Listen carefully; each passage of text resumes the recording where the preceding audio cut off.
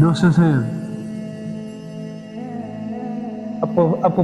Apa yang patut saya buat dengan dosa saya? Adakah saya kena selalu ingat dosa saya ataupun saya lupakan terus dosa saya? Al-Walid bin Abdul Malik rahimahullah, satu orang khalifah daripada kerajaan Umawi,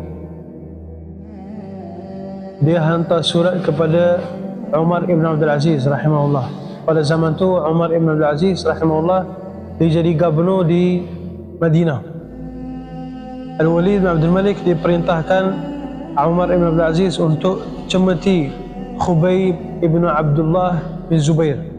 Khubayb anak Abdullah bin Zubair, suruh cemeti dia sebanyak 50 kali, kemudian tuang ke atasnya satu tempayan yang dipenuhi dengan air sejuk, beku, air yang sejuk. Kemudian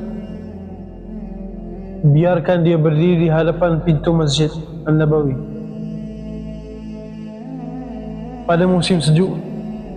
Jadi Sayyidina Umar ibn Abdul Aziz dia cemeti 50 kali sebatan, kemudian tuang satu tempayan air yang sejuk, kemudian biarkan dia berdiri di hadapan pintu Masjid An-Nabawi. Jadi akibat perbuatan tersebut telah menyebabkan Khubayb anak kepada Abdullah bin Zubair radhiyallahu anhu meninggal dunia.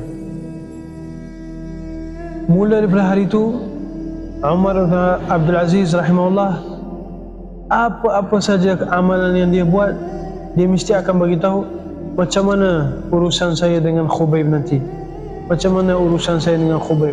Apa-apa saja amalan, bertambah lagi, dia mula bertambah lagi bersedekah, bertambah lagi amalan ibadat dia, tapi dia masih lagi sentiasa fikir apa keadaan saya, macam mana urusan saya nanti dengan Khubayb.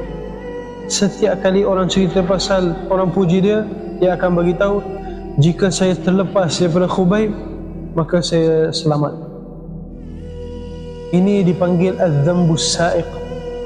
Melalui dosa dia, melalui kesalahan yang dia buat, Umar ibn Abdul Aziz rahimahullah, dia menjadi lebih baik lagi, banyak lagi amalan kebaikan yang dia buat.